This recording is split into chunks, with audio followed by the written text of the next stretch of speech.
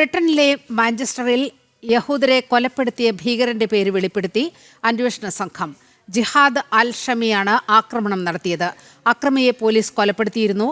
യഹൂദർക്കെതിരായ ആക്രമണങ്ങൾ കർശനമായി തടയുമെന്ന് ബ്രിട്ടീഷ് പ്രധാനമന്ത്രി കെയർ സ്റ്റാമർ അറിയിച്ചു.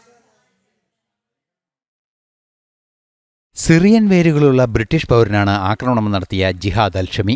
ആക്രമണത്തെ തുടർന്നുണ്ടായ പോലീസ് നടപടിയിൽ ഇയാൾ കൊല്ലപ്പെട്ടിരുന്നു. സിനഗോഗിലെത്തിയ വിശ്വാസികൾക്ക് നേരെ കാറോടിച്ച് കയറ്റി പിന്നാലെ കത്തികൊണ്ട് ആക്രമിക്കുകയായിരുന്നു. 2 പേർ ആക്രമണത്തിൽ കൊല്ലപ്പെട്ടു. യഹൂദർക്കെതിരായ ആക്രമണങ്ങളിൽ വിട്ടുവീഴ്ചയില്ലാത്ത നടപടി സ്വീകരിക്കുമെന്ന് ബ്രിട്ടീഷ് പ്രധാനമന്ത്രി കെയർ സ്റ്റാമർ അറിയിച്ചു. Jewish buildings, synagogues, even schools require round-the-clock protection, where dedicated specialist security is necessary because of the daily threat of anti-Semitic hatred. Today's horrific incident shows why. And while this is not a new hate, this is something Jews have always lived with, we must be clear. It is a hatred that is rising once again. And Britain must defeat it once again.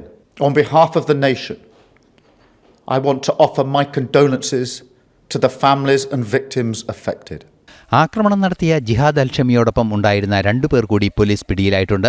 ഒരു പുരുഷനും ഒരു സ്ത്രീയുമാണ് greater Manchester പോലീസിന്റെ കസ്റ്റഡിയിലുള്ളത്. യഹൂദർക്കെതിരായ വെറുപ്പ് രാജ്യത്ത് വളർന്നുവരുന്നുവെന്നും British പ്രധാനമന്ത്രി പറഞ്ഞു. International desk, ജനം.